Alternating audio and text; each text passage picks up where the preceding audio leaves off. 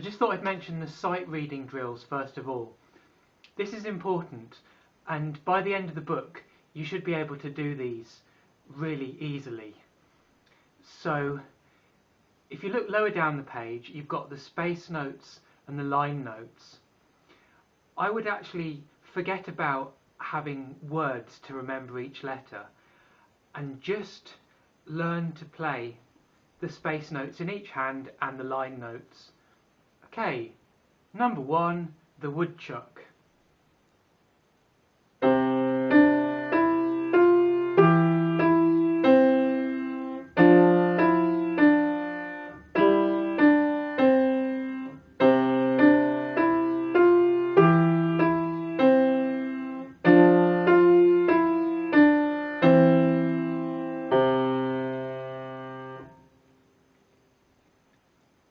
You probably noticed I did the phrases there. I left a slight gap between each phrase. You should be reading the notes more than the fingering at this stage. Right, number 2, snug as a bug in a rug.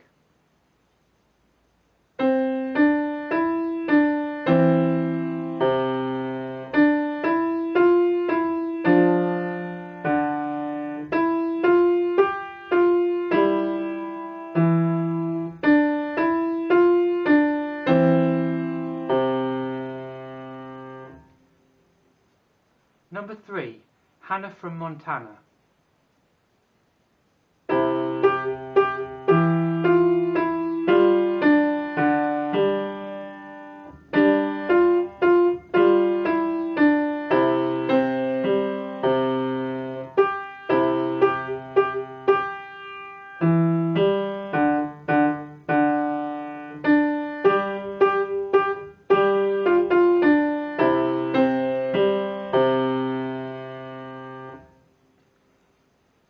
Right, that piece is quite a lot harder, and it's partly because both hands are doing quite a lot and the left hand has the tune for part of the third line. So you might be tempted to spend a long time practicing each hand on its own, but I think at this stage you should try and play hands together, practice with hands together as much as possible. So one way you can do that is by breaking the music just into bars, or a bar and a bit.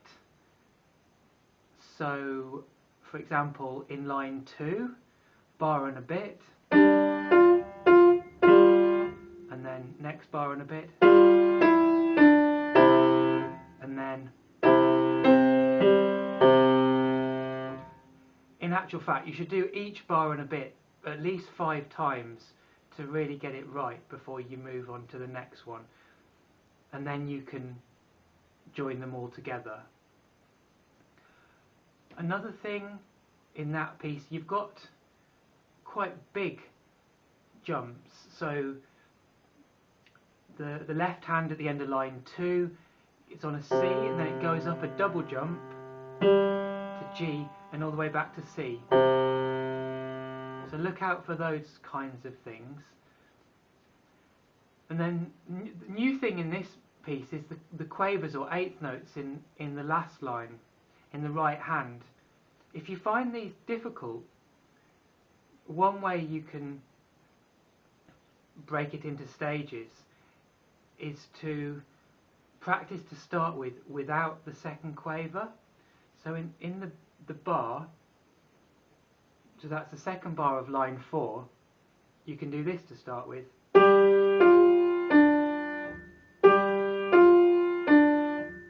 So I didn't play the second quaver, but now I'm going to add it in. So 1, 2 and 3. It's the and that we're adding in. 1, 2 and 3. Next one, number 4, Crunchy Flakes, aka Jingle Bells. I'll probably just play it with the Jingle Bells rhythm in bar 3. A lot of my students just do that anyway, because why not if you know how it's supposed to sound? So here it is.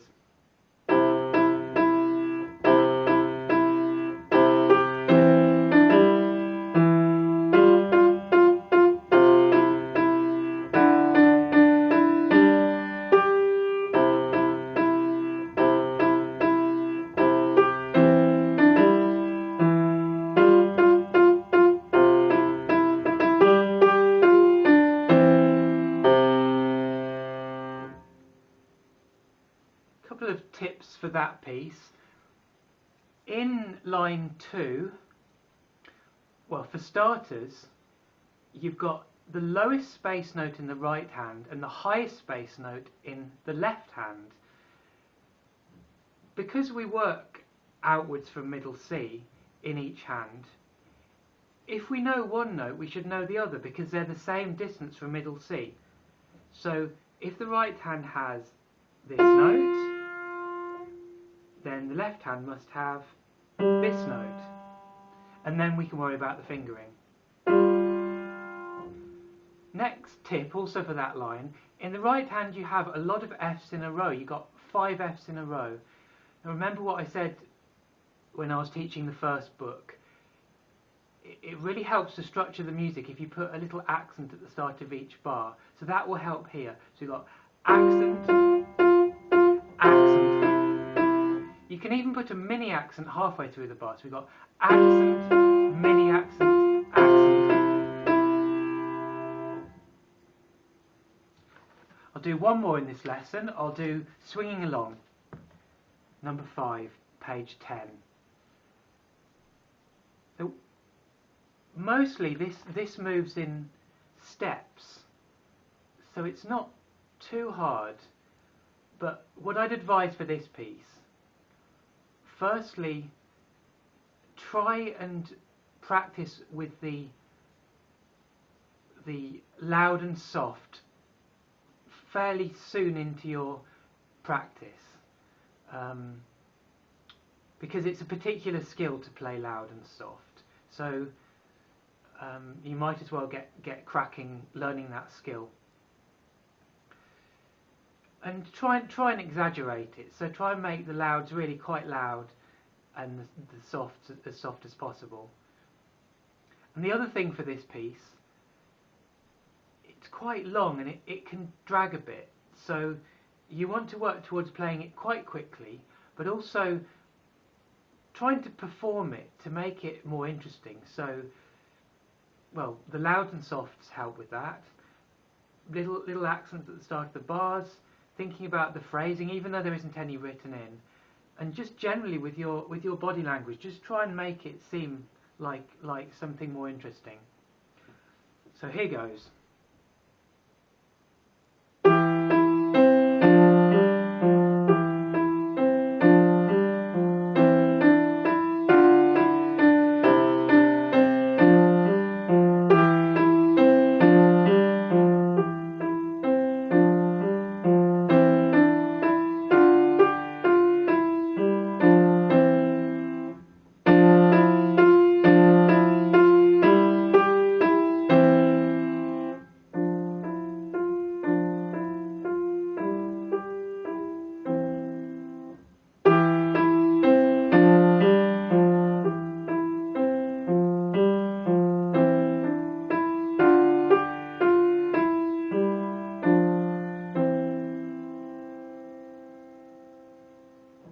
Remember to slow down at the end. That's what the writ means.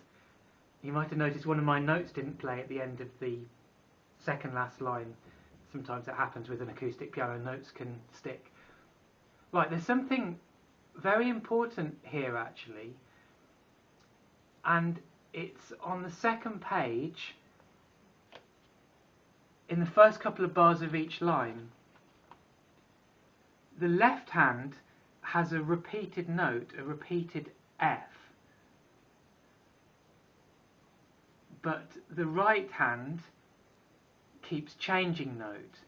Now the really important bit is at the changeover of the bar, where you go from the first bar of the line into the next bar, because to play the same note again in the left hand, you have to take your finger off.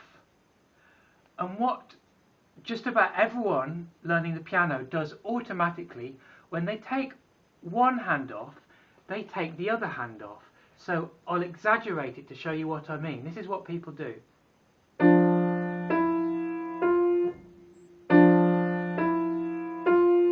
you see the right hand came off as well? The right hand left a gap.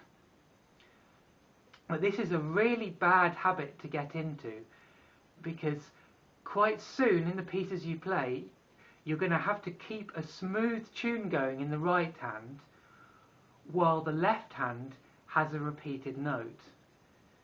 So we want to learn to do smooth in the right while the left is repeating as soon as possible. So we're going to do it now. So this is how it should be, very slowly, for that top line of page 2.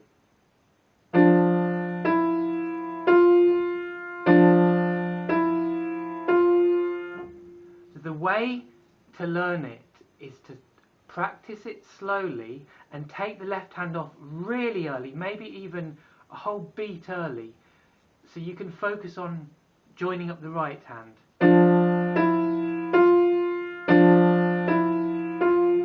And then you can gradually reduce the gap in the left hand and speed up. And then